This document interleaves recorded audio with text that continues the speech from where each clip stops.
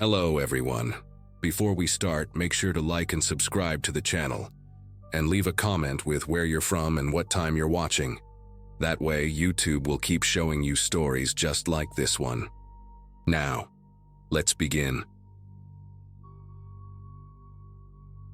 The summer after sophomore year was supposed to be when everything changed for me. I'd been saving up money from my job at the grocery store for months, dreaming about making movies with my friends. We had all these ideas: zombie comedies, fake documentaries about our town's weird history, that kind of stuff. So when I saw that old Sony camcorder sitting on a folding table at a yard sale on Maple Street, marked down to $30, I knew I had to grab it. The guy selling it was probably in his 60s, wearing a faded baseball cap, and barely looked up from his newspaper when I handed him the cash. He just mumbled something about clearing out his brother's stuff and waved me off when I asked if it still worked properly. I remember rushing home on my bike with the camcorder stuffed in my backpack, already texting my friends about our first shoot that weekend. The thing was heavier than I expected, one of those early 2000s models with the flip-out screen and everything. When I got to my room and plugged it in, I was pumped to see it still powered on. The battery was shot, but it worked fine connected to the wall. I started messing around with the buttons, figuring out the zoom and focus, when I noticed there was still a memory card inside. My first thought was to format it. I mean, who wants some stranger's old files? But curiosity got the better of me. I connected it to my laptop, thinking maybe there'd be some cool footage I could use for editing practice or something. The memory card had dozens of video files, all with those generic naming conventions like vid 043 and stuff like that.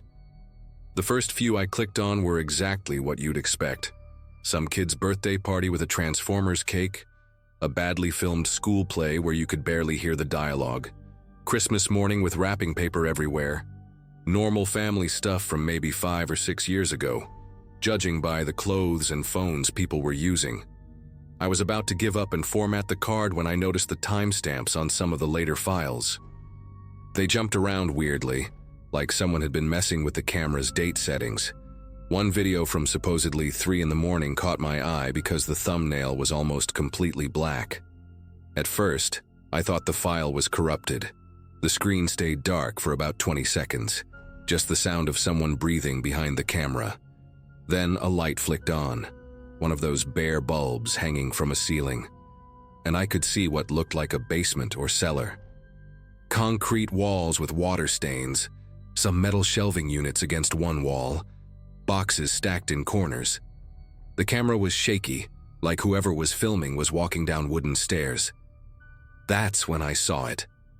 In the corner, barely visible in the swinging light, there was someone sitting on the floor.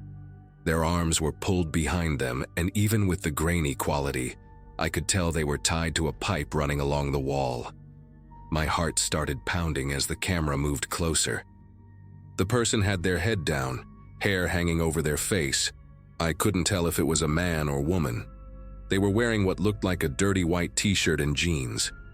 The camera operator never spoke, just filmed in silence for another 30 seconds or so, occasionally adjusting the zoom.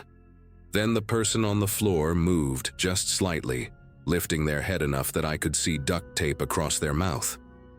The video cut off abruptly after that, like someone had hit the stop button in a hurry. I sat there staring at my laptop screen, trying to process what I'd just watched. Part of me wanted to believe it was fake, some student film project or Halloween prank. But something about the way it was filmed felt too real, too casual, like whoever was behind the camera had done this before.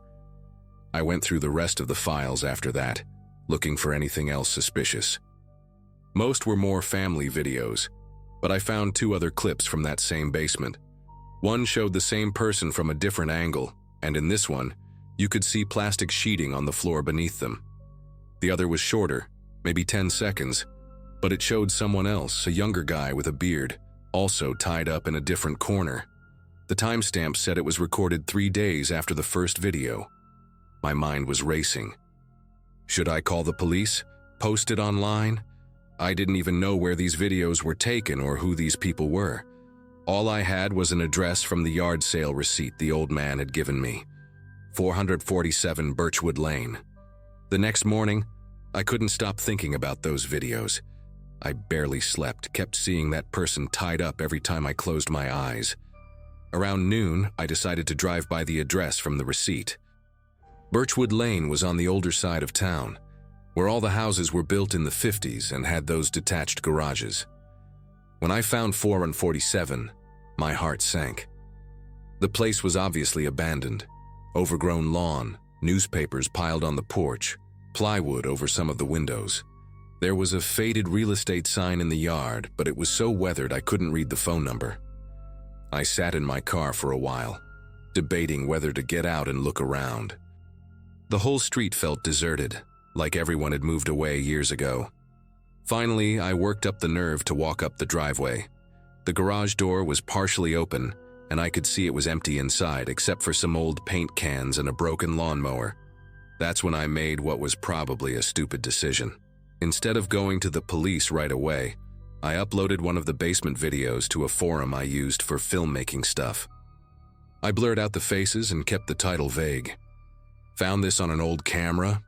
Anyone recognize the location? I figured maybe someone would know something, or tell me it was from a movie or whatever. Within an hour, the post had over 100 comments. Most people thought it was fake, but a few seemed genuinely disturbed. One user said the basement looked familiar, that the water stains on the wall had a distinctive pattern. Then around midnight, I got a private message from an account with no post history. All it said was, "Delete it before they find you." I thought it was just some troll trying to freak me out, but then they sent another message with a screenshot of my profile, highlighting personal details I'd shared in old posts. The town I lived in, mentions of my high school, even a photo I'd posted of my house from the outside when I was showing off Christmas decorations.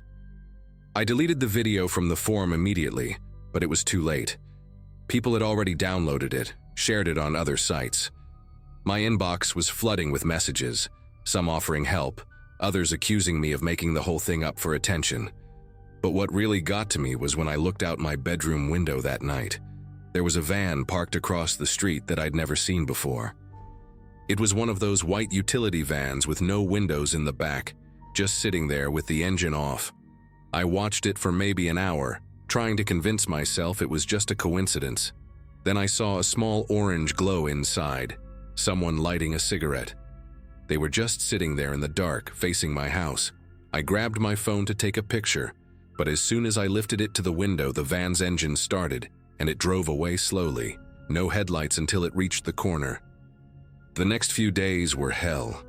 The van came back, always parking in slightly different spots, but always with a clear view of my house. Sometimes it was there when I woke up. Sometimes it would show up after school. I tried to get the license plate once, but it was covered in mud or something. I told my parents someone was creeping me out, but without the full story, they just said to ignore it. How could I explain that I'd found what looked like kidnapping videos and posted them online? I started taking different routes home, checking mirrors constantly, jumping every time my phone buzzed. Then things got worse. I came home from work one evening to find my bedroom window open. I always kept it locked. Nothing was missing, but my laptop was open on my desk, and the folder where I'd saved the video files was empty. Even the memory card, which I'd hidden in my sock drawer, was gone. That night I couldn't take it anymore. I packed a bag and told my parents I was staying at my friend Jake's house for a few days, said we were working on a summer project. Instead, I drove to the police station and told them everything. The officer who took my report seemed skeptical at first, especially when I couldn't produce the actual videos. But when I mentioned the address on Birchwood Lane, something in his expression changed. He made a phone call, spoke in low tones, then came back and asked me to wait. About an hour later, 2 detectives showed up. They told me that house had been connected to several missing persons cases from years ago, but they'd never found enough evidence. The property had changed hands multiple times through shell companies, making it impossible to track the real owners. They took my statement, the camcorder, everything I had. One detective gave me his card and said they'd have a patrol car check on my house regularly. I never saw the van again after that. The police investigation led to some arrests a few months later. Apparently, the videos helped them connect the dots on a trafficking ring that had been operating across several states. They never told me much about it, just that my discovery had been significant. I still think about the old man at the yard sale sometimes. Was he involved? Did he know what was on that camera? The detectives said they couldn't find anyone matching his description connected to that address. I ended up switching schools for senior year, told everyone my dad got a job transfer. Even now in college, I can't shake the feeling that someone's watching whenever I'm alone. I never made those movies with my friends. Actually sold all my video equipment and switched my major to accounting. Some stories aren't meant to be filmed, and some things, once you've seen them, you can't unsee.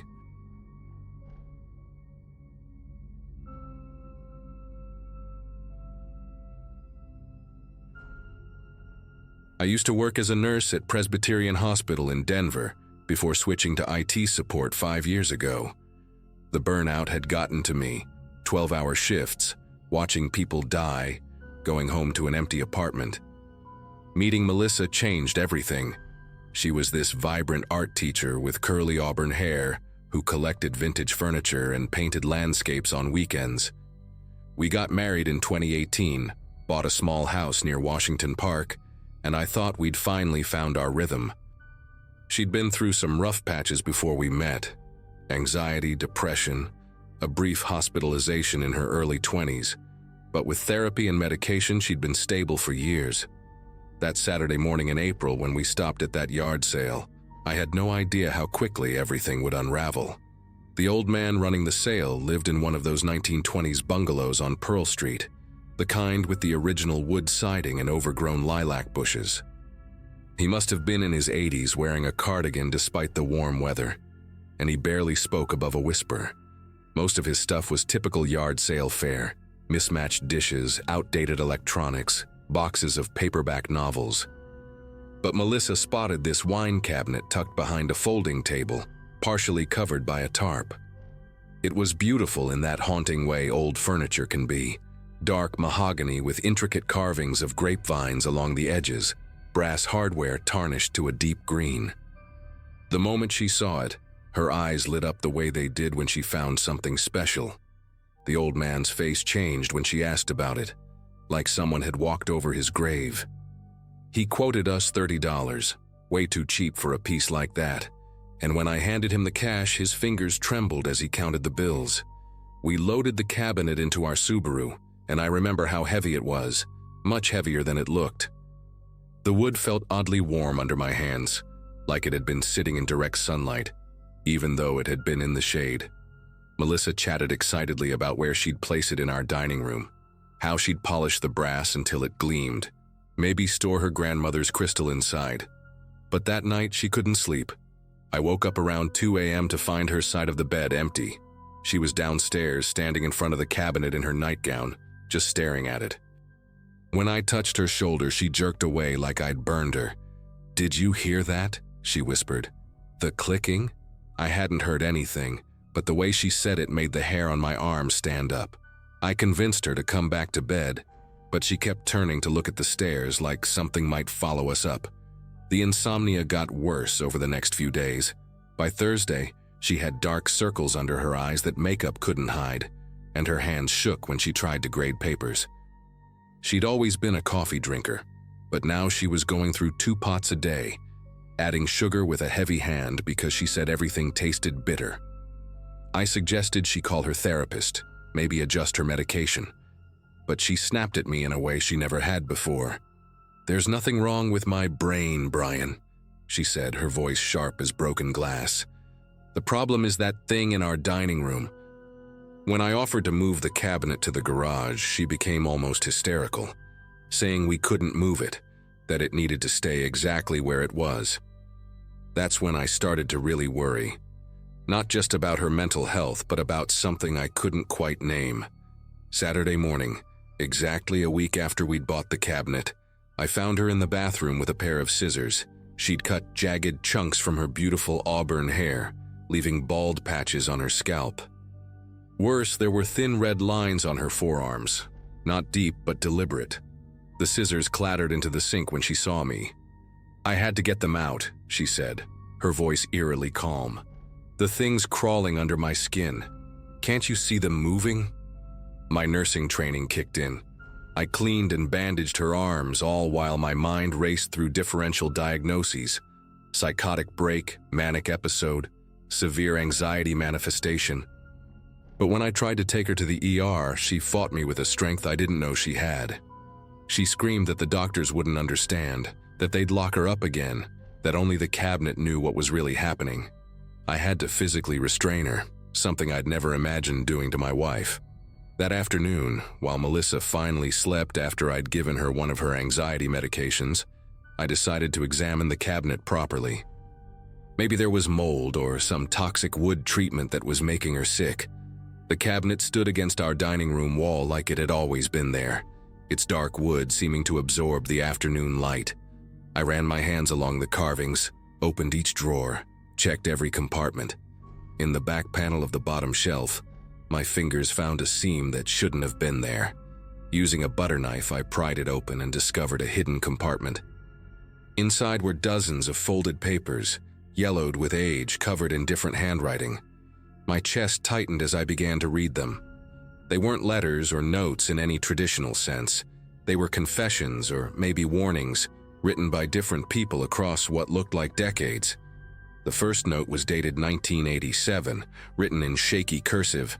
"Helen won't stop scratching at the walls, says there are voices in the wood grain. Doctor thinks it's dementia, but she was fine until we brought this home." Another from 1993. "Third week, can't sleep. Catherine keeps arranging the glasses inside by color, then by size, then breaks them one by one. Never seen her violent before." A typed note from 2001 simply read, "Selling this after Margaret's hospitalization. Whoever buys it, watch for changes after 7 days." My mouth went dry as I counted back. We'd had the cabinet for exactly 7 days. There were more notes, maybe 20 or 30, each documenting someone's deterioration after acquiring the cabinet. Some mentioned psychiatric hospitals, others just stopped mid-sentence. The most recent was from 2018, barely legible.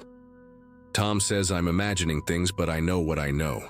The cabinet wants something, feed it or it feeds on you." I heard footsteps upstairs. Melissa was awake. I quickly stuffed the papers into my pocket and closed the compartment, my mind reeling. Part of me, the rational part trained in science and medicine, wanted to dismiss this as coincidence. People with mental illness often fixate on objects, create elaborate delusions around them. But the timeline in these notes, the pattern of escalation after 7 days, the similar symptoms across different people, it was too consistent. When Melissa came downstairs, she looked terrible. Her bandaged arms hung limp at her sides, and she moved like a sleepwalker. She went straight to the cabinet and placed both palms flat against its doors. "It's hungry," she said quietly. "It's been hungry for so long, Brian. The man at the sale he knew. That's why he let it go so cheap. He fed it all he could." I asked her what she meant, what it wanted, but she just shook her head and started humming, this low, tuneless sound that made my skin prickle. That evening, I called her psychiatrist's emergency line. "Doctor." Brennan had treated Melissa for years and knew her history. I explained the rapid deterioration, the self-harm, the delusions about the cabinet. She recommended immediate hospitalization, said she could have a bed ready within the hour. But when I tried to get Melissa to the car, she became combative again. She locked herself in the dining room with the cabinet, and I could hear her talking to it through the door, long, rambling monologues about feeding schedules and offerings. I was about to call 911 when she suddenly went quiet. The silence was worse than her ranting. After 10 minutes, I used a credit card to pop the lock. She was sitting cross-legged on the floor, surrounded by every piece of glassware we owned, methodically breaking each one and arranging the shards in precise patterns around the cabinet's base. "Melissa, honey, you're sick," I said, keeping my voice steady as I stepped over the broken glass. "Let me help you. We'll go see Dr. Brennan, get you feeling better." She looked up at me with eyes that weren't quite hers anymore. The warm brown had gone flat and distant. You read them, didn't you? The notes? When I nodded, she smiled, but it was wrong, like her face had forgotten how to do it properly. Then you know it's not sickness, it's payment. Everyone who's owned it learns eventually. You either feed it properly, or it takes what it needs from you. She held up her bandaged arms. I tried to give it what it wanted, but blood isn't enough, it needs more. The old man, he gave it memories, I think. Pieces of his mind. That's why he could barely speak. She laughed, this brittle sound that made me step back. But I don't have enough memories left to give. I already feel them slipping away. Our wedding day is fuzzy now, and I can't remember my mother's face. I made the decision then. Whatever was happening, psychiatric crisis, toxic exposure, or something I couldn't explain, we needed to get out. I pulled Melissa to her feet, glass crunching under our shoes, and half carried her to the door.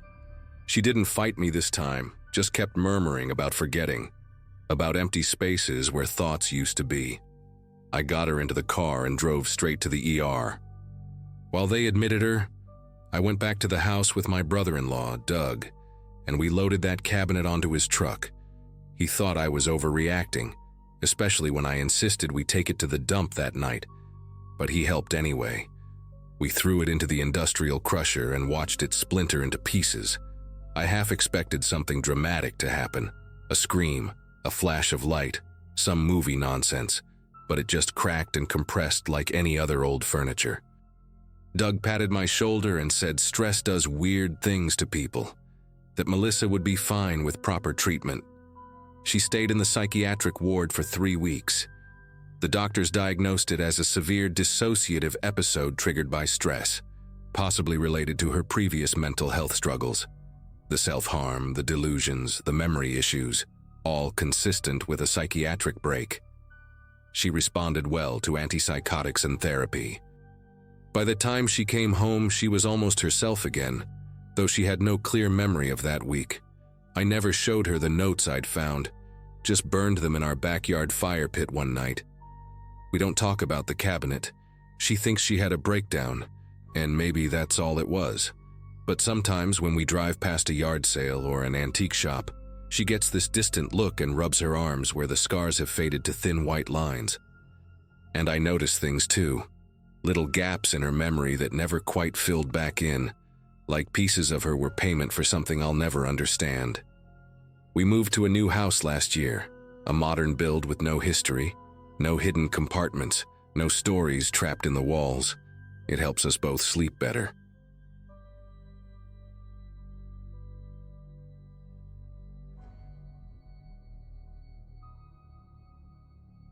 The divorce papers had been finalized in early May, and by June I was living alone in the house we'd shared for 8 years. Saturday morning found me wandering through the neighborhood yard sales on Elm Avenue, trying to fill the empty spaces she'd left behind. I wasn't looking for anything specific, just something to make the place feel less like a museum of my failed marriage. That's when I saw her at the Thompsons' driveway sale, examining an old brass lamp with the kind of careful attention most people reserve for fine art. She had this way of tilting her head when she concentrated, auburn hair falling across one shoulder, wearing a sundress covered in tiny yellow flowers that caught the morning light.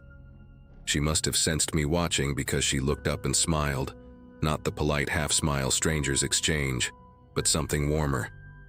"You think this would look good in a living room?" she asked, holding up the lamp. Her voice had a slight rasp to it, like she'd just woken up. I told her it depended on the living room, and we started talking. Her name was Natalie. She'd just moved to the area from Phoenix, and she had this infectious laugh that made you want to keep telling jokes just to hear it again. By the time I'd bought a stack of old records and a vintage mirror, we'd been chatting for nearly an hour about everything from furniture restoration to the best local coffee shops. When I mentioned I was trying to redecorate after my divorce, her eyes lit up with genuine interest. "Oh, I love a good decorating project," she said, practically bouncing on her heels. "I used to help stage houses back in Arizona. Made decent money doing it too." She started giving me tips about color theory and spatial arrangement, gesturing enthusiastically with her hands as she spoke. I found myself telling her about the empty walls where wedding photos used to hang, the bare mantle that once held our collection of travel souvenirs. She listened with this focused intensity, nodding at all the right moments, occasionally touching my arm when she wanted to emphasize a point. Before I knew it, I was inviting her to come see the house and maybe give me some decorating advice. The words tumbled out before I could second-guess myself. Something about her just put me at ease. She checked her phone, bit her lower lip like she was thinking it over, then flashed that warm smile again. "You know what? I'm free this afternoon. Why don't I help you arrange those records and hang that mirror? We can grab lunch first if you want." My chest felt lighter than it had in months. Here was this beautiful, interesting woman who actually wanted to spend time with me, who saw my half-empty house as a project worth tackling, rather than the sad remnant of a failed relationship. We had sandwiches at this little deli on Oak Street, and the conversation never stopped flowing. She told me about her photography hobby, showing me pictures on her phone of desert landscapes and abandoned buildings she'd captured outside Phoenix. When we got to my house around 2 o'clock, she walked through each room like an art curator assessing a gallery. "Oh, this has so much potential," she kept saying, running her fingers along the crown molding, admiring the original hardwood floors. She had me move furniture around, creating what she called conversation spaces and visual flow. The way she directed me was playful but confident, and I found myself laughing more than I had in months. The afternoon melted into evening as we worked. She'd found my Bluetooth speaker and connected her phone, filling the house with this eclectic playlist, everything from Motown to indie folk.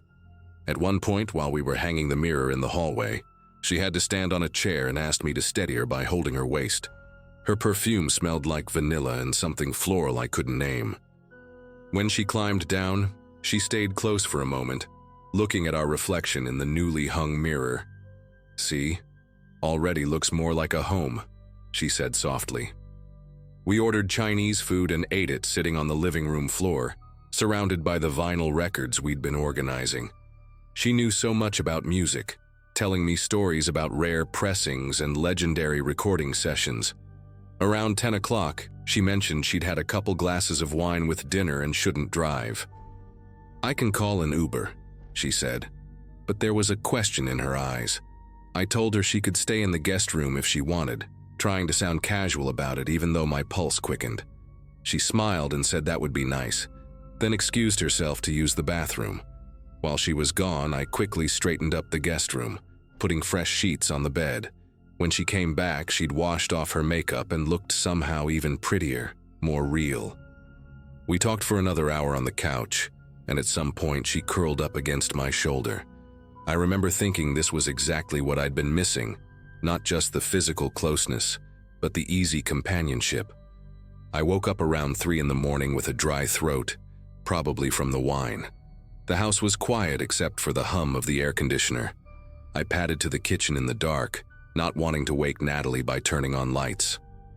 As I stood at the sink drinking water, I noticed a thin beam of light coming from the direction of my home office. Probably left the desk lamp on, I thought groggily. But then I heard something, a soft rustling sound, like papers being moved. My first thought was, maybe Natalie couldn't sleep and was looking for a book to read. I walked toward the office, about to call out to her, when I heard her voice, low and urgent. She was on the phone with someone, and what she said made me stop in the doorway. "Yeah, I'm in his office now," she was saying. "The laptop's right here on the desk. Password saved in the browser like you said it would be." My brain struggled to process what I was hearing. Through the crack in the door, I could see her silhouette hunched over my computer, the screen's glow illuminating her face. She looked nothing like the warm, playful woman from earlier. Her expression was cold, focused, all business. "Bank info's all here. Keys are on the kitchen counter where he left them. The Audi's in the garage." She paused, listening to whoever was on the other end. "No, he's out cold. I made sure of that." Made sure of that? My mind raced back to the wine, how she'd kept refilling my glass, how unusually drowsy I'd felt before bed. Before I could decide what to do, I heard another sound that made my whole body go rigid, the back door opening. Soft footsteps in the kitchen, deliberate and careful. Someone else was in my house. I pressed myself against the wall, heart hammering so hard I was sure they'd hear it. A man's voice, quiet but clear. "Found the keys. Wallet's here too." I recognized the voice with a jolt of confusion. It was the guy from the yard sale, the one who'd been helping the Thompsons carry boxes. He'd been there the whole time we were talking, probably listening to every word. Through the office door crack, I saw Natalie stand up, my laptop tucked under her arm. "Clean out whatever's in the safe if you can find it," she told him. "I'll get the car started." They were robbing me. This whole day, the connection I thought we'd had, it was all a setup. I crept back to my bedroom as quietly as I could, grabbed my phone from the nightstand, and locked myself in the bathroom. My fingers shook as I dialed 911, whispering to the dispatcher about the intruders in my house. She told me to stay where I was, keep the door locked. Officers were on the way. Through the bathroom door, I could hear them moving around, opening drawers, completely comfortable in my space. The casual efficiency of it made me sick. Then I heard my car engine start in the garage, the automatic door rolling up. They were really going to take everything. But just as I thought they were leaving, sirens wailed in the distance, growing louder. There was sudden commotion, running footsteps, Natalie's voice sharp with panic, a car door slamming. The engine revved hard, tires squealing as they backed out too fast. The police found me still locked in the bathroom, clutching my phone like a lifeline. They'd fled in my car but had been caught 3 blocks away after running a red light in their panic. My laptop, wallet, and several other items were recovered from the vehicle. The real revelation came when I reviewed my security camera footage with the officers. While Natalie had kept me busy moving furniture and hanging pictures, the man, who police identified as her partner in at least 6 similar crimes, had been casing my house.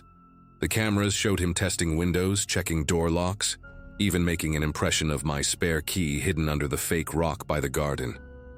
Every time she'd had me carry something to another room or sent me to adjust something she'd just arranged, he'd been preparing for their late-night return. The whole afternoon of decorating had been choreographed to map out my house and identify where I kept valuables. The officers told me I was lucky I'd woken up when I did. In their other cases, the victims hadn't realized they'd been robbed until morning, giving the pair plenty of time to empty bank accounts and max out credit cards.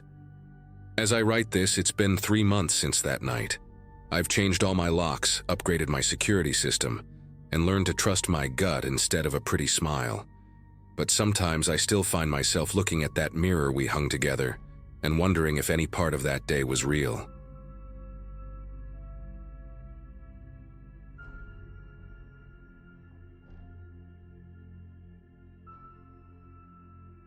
The Saturday morning I drove through Willowbrook felt like any other weekend in early June.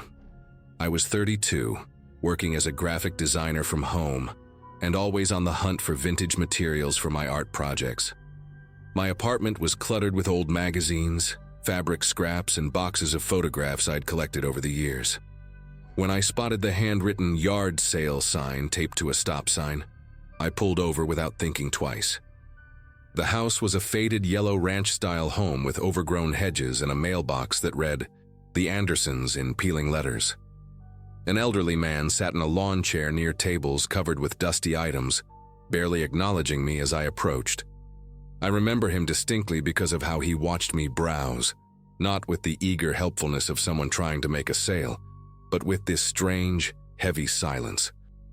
He had thin white hair combed over a spotted scalp, wore a plaid shirt despite the heat, and his fingers drummed constantly on the armrest of his chair. When I picked up a cardboard box filled with photo albums and mini DV tapes, marked $5 for all, he finally spoke. "Those belonged to my late sister," he said, his voice raspy like he hadn't used it in days. "She was into photography, documenting things." I nodded politely, handed him a $5 bill, and loaded the box into my car.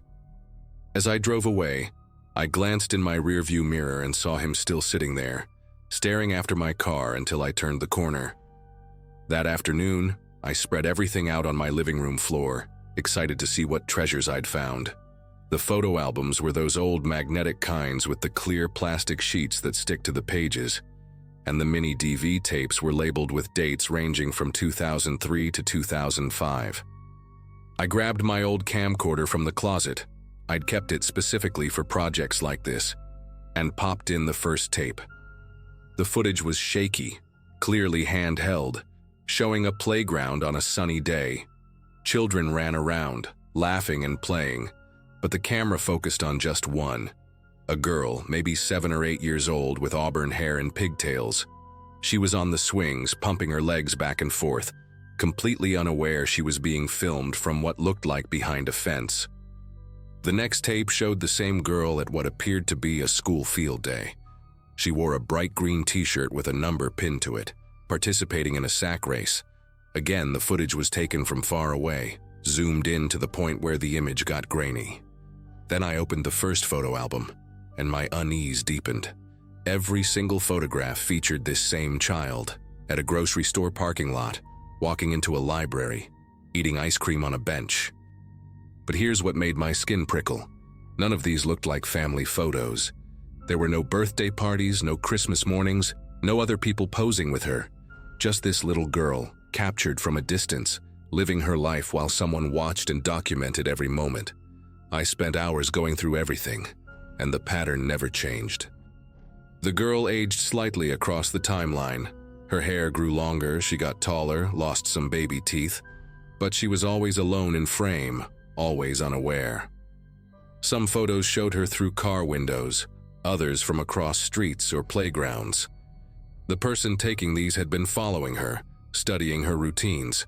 In one album, I found receipts tucked between pages, gas stations, fast food restaurants, all from towns within a 50-mile radius. Whoever this was had been traveling to watch her.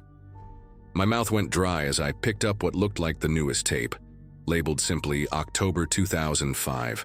I almost didn't want to play it, but I had to know. The final tape started with jerky footage from inside a moving car, highway signs blurring past. Then it cut to a rest stop somewhere off the interstate. I could see trucks parked in the background and a small brick building with restrooms. The camera was positioned low, like it was hidden on a dashboard, aimed at the parking area. For several minutes, nothing happened. Then a minivan pulled up, and out stepped the girl, now maybe 9 or 10 years old. She wore a purple jacket and jeans, her auburn hair loose around her shoulders. A woman, presumably her mother, headed toward the restrooms while the girl waited by the van, kicking at gravel. That's when everything changed. The girl looked up directly at the camera, and her entire body went rigid. Her eyes widened with pure terror, and she started backing away, calling out something I couldn't make out over the wind noise in the audio. The footage cut to black abruptly, but the audio continued for another 30 seconds. Just the sound of a car door slamming and an engine starting. Then nothing. I sat on my living room floor surrounded by this horrifying collection, trying to process what I'd just witnessed. This wasn't some innocent hobby or art project. Someone had stalked this child for years, and that final tape, the way she'd looked at the camera, the naked fear on her face. I grabbed my laptop and started searching, typing in combinations of missing girl, 2005, rest stop, and nearby town names I'd seen on the receipts. It took less than 20 minutes to find her. Her name was Ashley Carpenter, and she'd vanished from a rest stop off Interstate 75 on October 14, 2005. The news articles included her school photo. That same auburn hair, those same bright eyes I'd been staring at for hours. She'd been traveling with her mother from Cincinnati to visit family in Louisville when she disappeared during a bathroom break. Her mother had been in the restroom for less than 5 minutes, but when she came out, Ashley was gone. No witnesses, no evidence, just a 9-year-old girl who vanished into thin air. The case had gone cold after a year of searching. I stared at her photo on my screen, then back at the album spread across my floor, and felt bile rise in my throat. I knew exactly who had taken her. My fingers trembled as I scrolled through more articles, looking for any mention of suspects. Then I found it, a small follow-up piece from 2006. Police had questioned several individuals, including a woman named Dorothy Anderson who lived in Willowbrook and worked as a substitute teacher at Ashley's school. She'd been cleared due to lack of evidence, but the article noted she'd left her teaching position shortly after Ashley's disappearance. Dorothy Anderson. The man at the yard sale had said the items belonged to his late sister. I thought about his nervous fingers drumming on the chair, the way he'd watched me drive away. Had he known what was in that box? Of course he had. Why else would someone keep such a collection hidden away for nearly 20 years? I called the police immediately, but the dispatcher who answered sounded skeptical when I tried to explain. She took down my information and said a detective would contact me, but I could tell she thought I was just another true crime enthusiast with an overactive imagination. After hanging up, I carefully placed each tape and album into plastic bags, trying not to smudge any fingerprints that might remain. Then I noticed something I'd missed before. A small notebook tucked into the back of the last album. Inside, written in neat cursive, were detailed notes about Ashley's routines. Mondays, Girl Scouts at Community Center, 3:35 LR. Mother waits in parking lot, usually reads. Wednesdays, library after school, checks out 2-3 books, favors fantasy series. The entries went on for pages, a meticulous record of a child's life recorded by someone planning something terrible. By midnight, I couldn't wait any longer. I drove back to Willowbrook, my car loaded with all the evidence in a cardboard box. The yellow house was dark except for a single porch light, and the yard sale tables were gone. I parked across the street and called 911, insisting they send officers immediately, that I had evidence in a kidnapping case. While I waited, I searched for more information about Dorothy Anderson on my phone. I found an obituary from 3 months ago. She died of a stroke at age 67, but her brother, Robert Anderson, was very much alive, and according to property records, he'd lived at this address for 40 years. 2 police cruisers arrived within 15 minutes and I showed them everything. Their casual demeanor changed completely when they saw Ashley's terrified face in that final video. The rest happened quickly. They got a warrant that night and searched the Anderson house while I waited at the station to give my statement. Around 4 a.m., a detective came to tell me what they'd found. In the basement, behind a false wall, they discovered more tapes, more photos, and journals dating back decades. Not just of Ashley, but of other children too. Dorothy Anderson had been documenting her obsessions for years, and her brother had helped cover it up. They found evidence linking her to Ashley's disappearance and 2 other cold cases. As for Ashley herself, they're still investigating leads from the journals, hoping one might reveal where Dorothy took her that October day.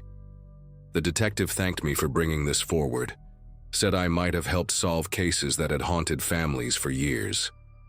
I drove home as the sun came up, exhausted but unable to stop thinking about that little girl with auburn hair, and how a $5 yard sale purchase had finally given her family some answers.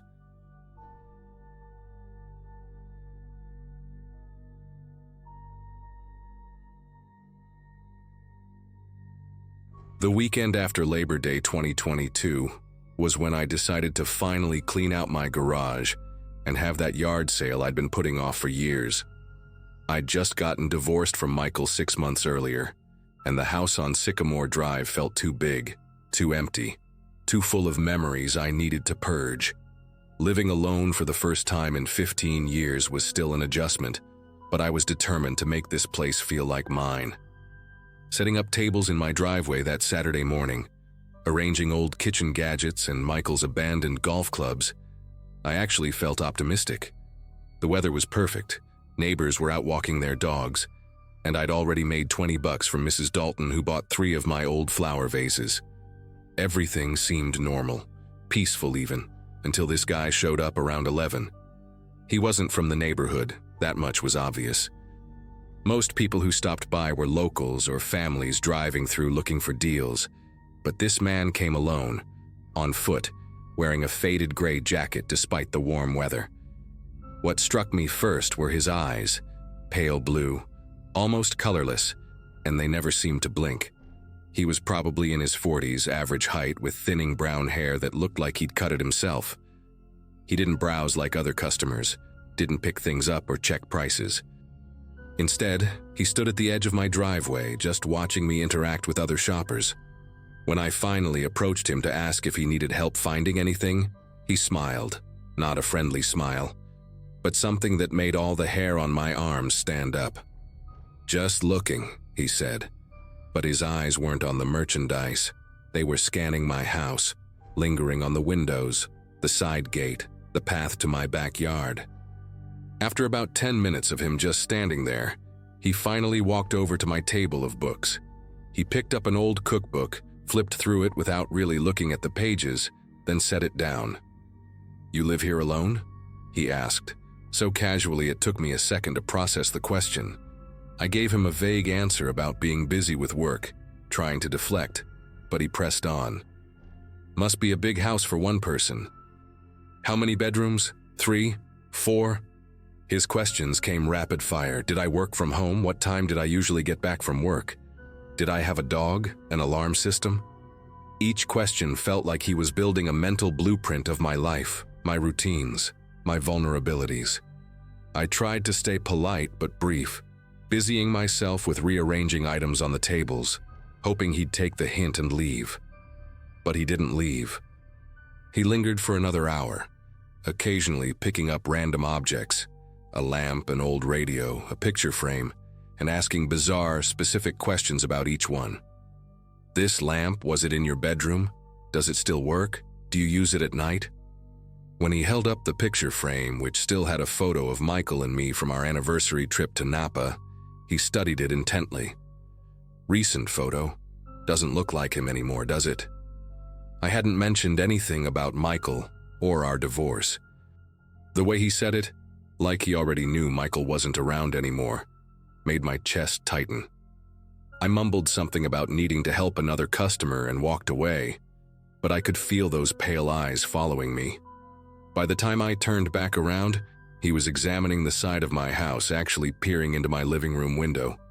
His hands cupped around his face to see through the glass. "Excuse me, that's private property," I called out, trying to keep my voice steady. He turned slowly, that unsettling smile still plastered on his face. "Just admiring your home. Those locks look pretty old. Original to the house?" Before I could respond, he walked back to the tables and picked up a small jewelry box I was selling. $20 seems steep for this," he said, opening and closing the lid repeatedly. "I'll give you 5. When I politely declined, he set it down hard enough to make the table shake. "You should be more flexible. It's not safe to be too rigid in life, or in business." The way he emphasized safe made my mouth go dry. He pulled out a crumpled $5 bill and placed it on the table. "For your time," he said, then walked away without taking anything, heading down the street but turning back twice to look at my house. The rest of the yard sale passed in a blur. I couldn't focus on customers or prices. I kept watching the street, expecting to see that gray jacket reappear. Around 3 o'clock, I decided to pack up early. My neighbor, Carl, helped me carry the tables back into the garage. "You okay, Brenda? You seem jumpy," he asked. I almost told him about the strange man, but decided against it. What would I say? That someone asked too many questions and gave me the creeps. As Carl left, I noticed something that made my heart race. Muddy footprints along the side of my house, leading right up to my living room window. They were fresh, the shoe pattern clear in the dirt. But what really got me was that the prints continued around to the back of the house, stopping at my kitchen window and back door. I followed them, my legs feeling like jelly, and found something else. Finger smudges on the kitchen window glass, as if someone had been trying to see inside or test if it was locked. I spent the rest of the afternoon checking every lock twice, closing all the blinds and trying to convince myself I was overreacting. Maybe he was just a weird guy, socially awkward, nothing more. But as evening approached, I couldn't shake the image of those pale eyes studying my house like he was memorizing every detail. I made dinner, but barely touched it, jumping at every little sound. The ice maker, a car door slamming, the oak tree branches scraping against the roof. Around 9:30, I was in the living room trying to distract myself with a movie when I heard it. a soft scratching sound coming from the back of the house. At first, I thought it was just the neighbor's cat. Whiskers often came by looking for treats. But then I heard the distinct sound of the doorknob turning, slowly, deliberately. Testing. My whole body went rigid. The doorknob jiggled again, more forcefully this time. Then nothing. Silence stretched for what felt like hours but was probably only seconds. I crept toward the kitchen, staying low, my phone clutched in my hand with 911 already dialed but not yet called. Through a gap in the blinds, I could make out a shadowy figure at my back door. Even in the darkness, I recognized the shape.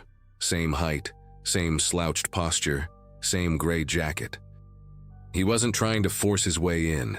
He was methodical, patient, running his hands along the door frame like he was feeling for weaknesses. When he moved to the kitchen window, his face came into view under the porch light. Those pale eyes were looking directly at where I was hiding, as if he could see right through the blinds. He pressed his face against the glass, leaving fog marks with his breath, and mouthed something I couldn't make out. Then, as suddenly as he'd appeared, he stepped back into the shadows and was gone. I hit call on 911 immediately, my voice shaking as I told the dispatcher about the attempted break-in. 2 officers arrived within 15 minutes, though it felt like an eternity. Officer Nguyen and Officer Brooks were thorough, taking my statement about the yard sale encounter and examining the area around my back door with flashlights. They found fresh shoe prints in the flower bed, the same tread pattern I'd noticed earlier, and more smudges on both the kitchen window and door handle.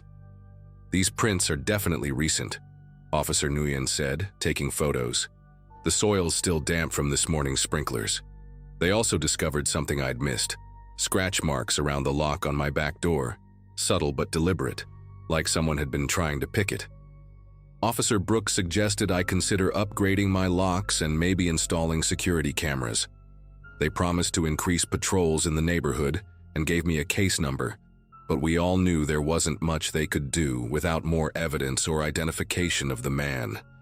I didn't sleep that night. Every shadow outside looked like him. Every noise sounded like footsteps. I moved a chair in front of the back door and dragged my bedroom dresser in front of my bedroom door, creating a makeshift barricade. Sunday passed without incident, but I couldn't relax. I called a locksmith first thing Monday morning and had all my locks changed to high-security deadbolts. The locksmith, an older man named Frank, whistled low when he saw the scratch marks. "Someone was definitely trying to get in here," he confirmed. "Good thing you called when you did." I also ordered security cameras online, paying extra for expedited shipping. For the next few days, I established a new routine: checking all windows and doors before dark, keeping lights on in every room, and sleeping with my phone and a baseball bat beside my bed. I told myself I was being paranoid, that he'd probably moved on, but something in my gut said this wasn't over. A week later, on a Thursday morning, Carl knocked on my door with his tablet in hand, his face pale. "Brenda, you need to see this," he said, pulling up his Ring camera footage from the night before. The timestamp showed 12:47 a.m. In the grainy black and white video, a figure in a gray jacket was methodically trying door handles along our street. He'd start with the front door, jiggle it, then move to check windows, even attempting to lift garage doors. The way he moved was unmistakable. That same patient, calculating approach I'd witnessed at my back door. Carl fast-forwarded to another clip from 1:23 a.m. The man was at the Jeffersons' house 3 doors down, actually managing to open their gate before their motion lights scared him off. But what made my blood chill was the final clip. At 1:45 a.m., he was back at my house, standing at the edge of my property, just staring. He stood there for 12 minutes, perfectly still, before walking away. Carl had already shared the footage with the police and our neighborhood watch group. The police took it seriously this time. Detective Walsh came by that afternoon to review all the footage and take additional statements. She told me they'd identified similar patterns in 2 other neighborhoods. A man matching the same description had been spotted at yard sales, asking invasive questions, then showing up later to test doors and windows. "He's escalating," she said grimly. But now we have clear footage and multiple witnesses. They increased patrols and distributed his image from the ring footage to all units. Within 3 days, they arrested him trying to break into a house 2 miles away. His name was Dennis Horvath, and he had a history of burglary and stalking charges in 3 different states. In his car, they found notebooks filled with addresses, sketches of house layouts, and detailed notes about residents' routines. My address was there, along with notes about my divorce, my work schedule, and even what time I typically went to bed. He'd been watching me for weeks before the yard sale, they said. The yard sale just gave him an excuse to get close, to fill in the gaps in his surveillance. He's serving 5 years now, and I still have those security cameras. I still check them every night, and I haven't had another yard sale since.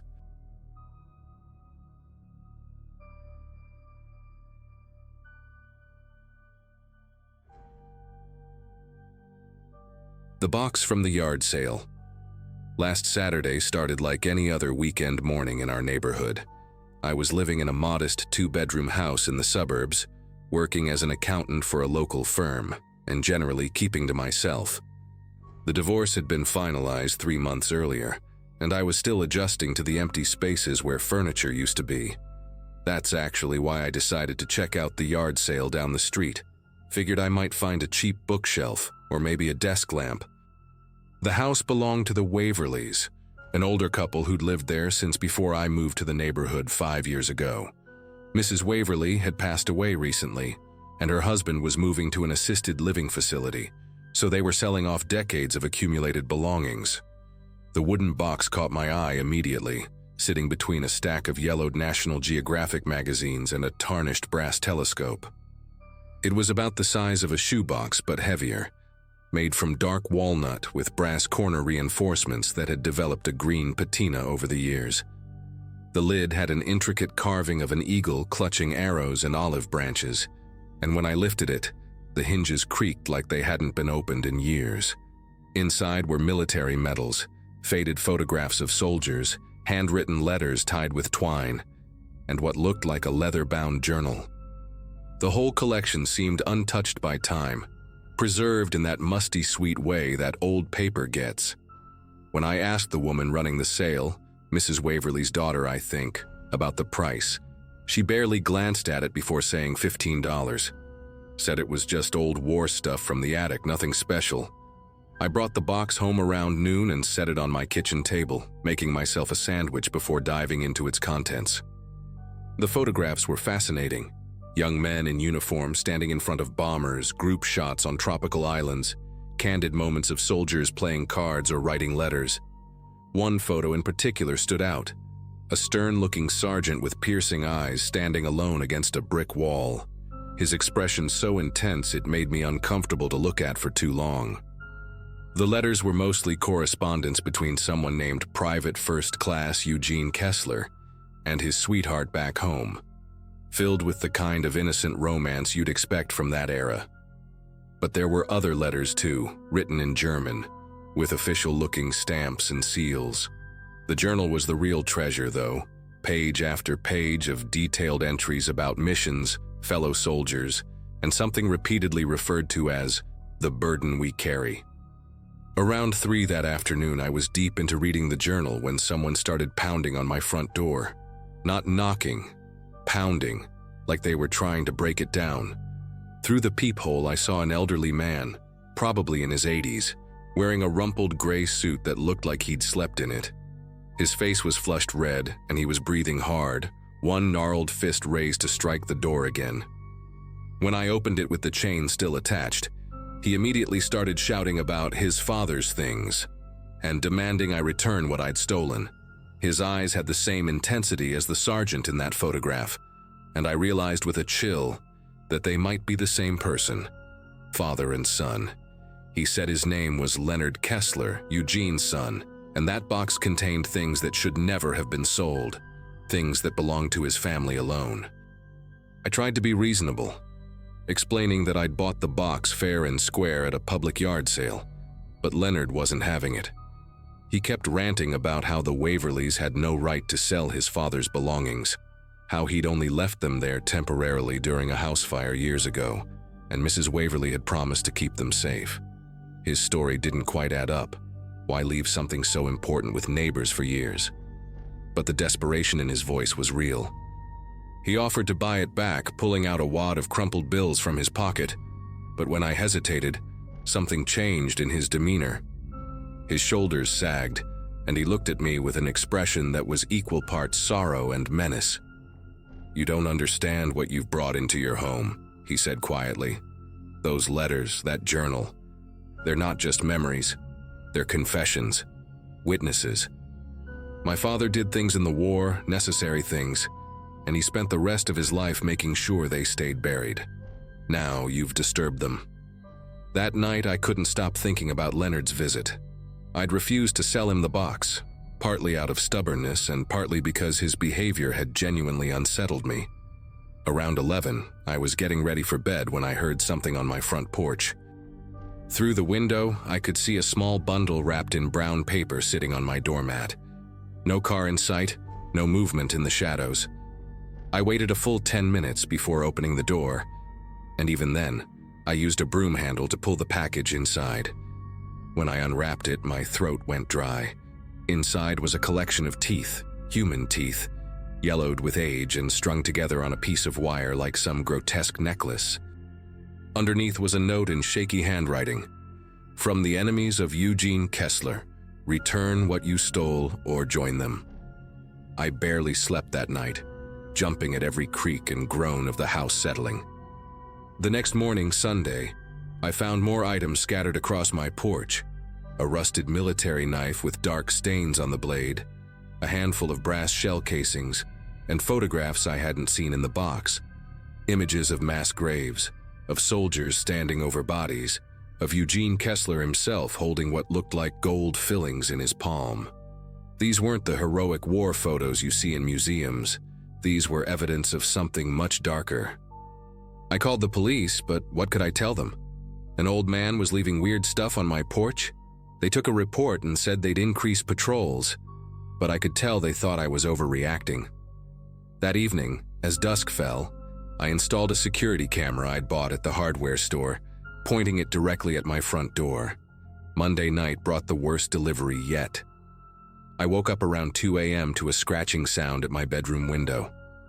When I pulled back the curtain, Leonard Kessler's face was inches from the glass, his mouth moving wordlessly, his breath fogging up the pane. In his hands, he held up a piece of paper with an address written on it. My sister's address in Oregon. The message was clear. This wasn't just about me anymore. I grabbed my phone to call 911, but by the time I looked back, he was gone. On the windowsill outside, he'd left a small leather pouch. Inside were more teeth, but these were smaller, children's teeth, along with a faded photograph of a young boy who looked disturbingly like Leonard himself. On the back, someone had written in German, and though I couldn't translate it perfectly, I recognized the word Vergeltung, retribution. That's when I decided I'd had enough. The next morning, I called in sick to work and drove straight to the Waverly house. The daughter was there, packing up the last of the items, and when I explained what had been happening, her face went pale. She told me Leonard had been coming around for weeks before the sale, claiming the Waverlys had stolen from him, making wild accusations about her mother hiding blood money from the war. She'd thought he was just a confused old man with dementia. But then she remembered something. Her mother had mentioned once that Eugene Kessler had been their neighbor in the 1950s, and that he'd left town suddenly after some kind of scandal involving missing donations from the church reconstruction fund. The box might have been left behind in the chaos of his departure, forgotten in the Waverly's attic for decades. I spent that entire day reading through every document in the box more carefully, and the picture that emerged was horrifying. Eugene Kessler hadn't just been a soldier. He'd been part of a unit that systematically looted valuables from the dead, both enemy and civilian.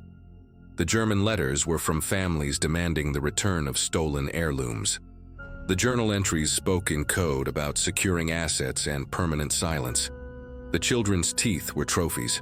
But the most damning evidence was a list of names and addresses, all crossed out except for 3, with amounts of money next to each one. The Waverly's name was on that list, uncrossed. Leonard wasn't just trying to retrieve family history.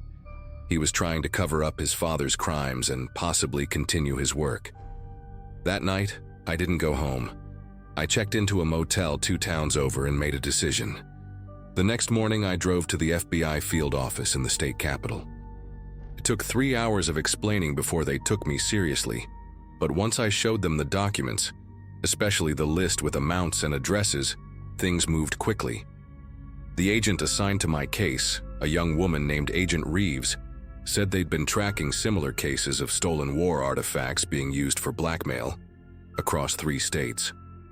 Leonard Kessler, it turned out, had been living off his father's blood money for decades, using the threat of exposure to extort families whose names appeared in his father's records. The teeth, the photographs, the late-night visits. It was all part of a campaign of intimidation he'd perfected over the years. When victims paid, their names got crossed off the list. When they didn't, like the Waverlys apparently hadn't, things escalated. Agent Reeves arranged for local police to pick up Leonard that afternoon at his apartment, where they found boxes of similar trophies and evidence linking him to at least a dozen extortion cases. I never went back to that house. The FBI kept the box as evidence, and I gladly let them have it. Leonard was charged with extortion, criminal harassment, and interstate fraud. Turns out, crossing state lines to threaten my sister was the mistake that gave them federal jurisdiction. He died in custody 6 months later while awaiting trial, taking whatever other secrets he had to the grave. I eventually learned from Agent Reeves that Eugene Kessler unit had been investigated after the war but never prosecuted, protected by a combination of destroyed records and mutual silence. The stolen items had been their retirement fund, distributed among the survivors with the understanding that they'd never speak of what they'd done. Leonard had inherited not just the physical evidence but the whole sick system of keeping those secrets buried, through fear. I moved to a different city after that, started fresh. Sometimes I wonder about the 3 uncrossed names on that list and whether they ever found peace. But mostly, I try not to think about it at all. Some boxes should stay closed.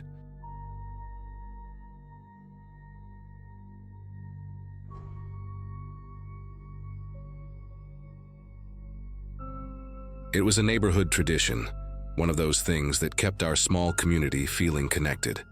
Every summer, we organized a joint yard sale, each house setting up their own table or tarp out front, with people walking up and down the block like it was a little festival. That year, I had more time than usual to prepare. I'd recently gone part-time at work and decided it was a good excuse to declutter. My garage was overflowing with boxes from when I moved in, and this felt like the perfect opportunity to finally go through them. I'd spent most of Friday pulling everything out, pricing things, and chatting with my neighbor Ethel, who was in her 80s and always insisted on participating, even if it was just to sit by her lawn with lemonade. Flyers had gone out saying the event started at 8 a.m. on Saturday, but I'd learned the hard way in previous years that there were always early birds. This time, I wasn't opening a second before 8, no matter how much someone knocked. Around 5:45 a.m., while I was still in my robe and slippers and hadn't even put the tables out, someone rang my doorbell. Not once, 3 times in a row, loud and impatient, like someone who thinks they're doing you a favor. When I peeked through the side window, I saw a white cargo van parked halfway up my driveway. The man standing outside was tall, maybe late 40s, with a buzzed haircut and one of those neon yellow vests that road workers wear. It was still dark out, and something about the way he stood there, not looking around or fidgeting, just staring straight at my door, set me on edge. I opened the door just a crack, enough to keep the chain lock in place. He said he'd seen the signs and wanted to get a head start before the crowds. I told him politely that we weren't open yet, and that he'd have to come back later like everyone else. His tone shifted instantly. "You got anything good or not?" he asked, more like a demand than a question. When I didn't answer right away, he leaned closer. "Don't waste my time." I was so taken aback that I just told him again, firmly, that we'd be open at 8 and started closing the door.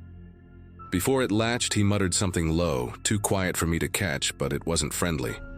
I stood there for a minute, waiting to hear if he was walking away, but there was only silence. When I finally looked again, the van was gone. By noon that day, the sale was in full swing, and I had mostly put that interaction behind me. I didn't mention it to anyone, not even Ethel, who'd been set up just across the street, because I figured he was just one of those pushy types. But that night, around 11 p.m., I saw flashing blue lights through my living room window. I stepped outside and saw 2 patrol cars parked in front of Ethel's house.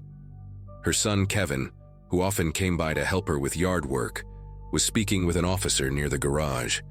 I walked over, concerned, and learned that someone had broken in. They didn't take random junk either. They went straight for the big stuff. Power tools, a generator, even a vintage drill press that had belonged to her late husband. Kevin looked shaken. He said the side door was pried open, and the motion light above the garage had been smashed. I barely slept that night. Every time a car passed, I got up to look out the window. It wasn't like our neighborhood was crime-free, but this was personal. Whoever did it had walked right past my place, or worse, had stopped to watch. The next morning, I talked with a few neighbors while we were cleaning up our setups. Turns out Ethel wasn't the only one. 2 houses down, Mr. Langley's shed had been forced open too, but he hadn't even realized it until that morning. His chainsaw and a set of metal toolboxes were gone. Then Carla, who lives at the end of the street, mentioned that her camera had caught a white van driving slowly down the block around 4:20 a.m. It didn't stop, didn't speed. It just crawled past like the driver was studying every driveway. That's when I remembered the man from earlier. I hadn't thought to report it before, but now it felt more than relevant. I called the non-emergency line and gave a description. The van, the guy's build, the vest. The way he rang my doorbell before dawn. The officer I spoke to didn't say much, just thanked me and added it to the report. But something about his tone made me think I wasn't the first to bring up a white cargo van. Later that day, Kevin mentioned that tire tracks had been found near the edge of Ethel's backyard, where there's no pavement, just grass and gravel. Same kind of marks were found behind Mr. Langley's and even in front of Carla's mailbox. It wasn't a random hit. It felt like someone was targeting us, watching. People started getting nervous. Someone put up flyers with a sketch of the van and a reminder to keep lights on at night. A few folks installed security cameras within a day or two, even if they couldn't afford it. I started double-checking every lock before bed, even on the windows I'd never touched before. The weirdest part was how stories kept surfacing. A woman on the next block said a guy in a similar van had approached her the week before, pretending to look for a lost dog. Another neighbor said he caught someone trying to open his side gate in the early hours, but when he shouted from the window, the person ran off and jumped into a white van that sped away without headlights. By midweek, we were all on edge. It wasn't just the break-ins, it was the feeling that we were being scoped out, maybe even marked. Someone mentioned seeing orange dots spray-painted on the curb by certain driveways. I checked mine and found a small faded one, almost invisible unless you knew to look. Ethel had one too, right near the edge of her lawn. At first I thought maybe they were from the city or some kind of utility marking, but no one remembered them being there before. And just like that, the yard sale, something meant to bring the neighborhood together, had turned into the thing that made us all start looking over our shoulders. That Friday night, just before midnight, I heard something again. Not loud, just this short metallic clink, like something brushing against the side gate. I didn't turn on the porch light. Instead, I stayed by the front window, lights off, watching. A minute later, a white van rolled by, moving slow. Slower than normal traffic. There was no logo, no license plate on the front, just a dented bumper and one of those little air fresheners dangling from the mirror. I tried to grab my phone in time to take a picture, but it had already turned the corner. I called the police right away, and to their credit, they showed up within 10 minutes. But by then, of course, the van was long gone. After that, something shifted. I don't know if the patrol car that started looping through the neighborhood every few hours scared the guy off, or if he had simply gotten what he came for and moved on. But the sightings stopped. No more early morning doorbells, no more tire tracks, no more slow-driving vans. Still, most of us kept our security lights up. A few neighbors even got together and installed motion sensor floodlights along the back alley behind our homes. The police never officially said anything, but someone claimed the same kind of thefts were happening in neighborhoods 2 towns over. I've thought a lot about that morning, the way he stared at the door without blinking, how easily his mood shifted, and how prepared he seemed, like this wasn't his first time doing something like that. The vest, the van, the way he used a common community event to blend in. He didn't need to force his way in that morning. He just needed to see which houses had what, who had tools, who lived alone, who had their garage open. I keep wondering how many other places he drove past before deciding on Ethel's. Or maybe it wasn't random at all. Either way, I don't participate in the yard sale anymore. I told the others I just didn't have anything to sell. But the truth is, I can't shake the feeling that we were part of someone's checklist. I still have the flyer with the van sketch folded in a kitchen drawer, just in case. Sometimes I take it out and look at it, not because I expect to see that van again, but to remind myself how quickly something familiar can turn into a warning sign. It was supposed to be a morning of folding tables, secondhand books, and polite haggling.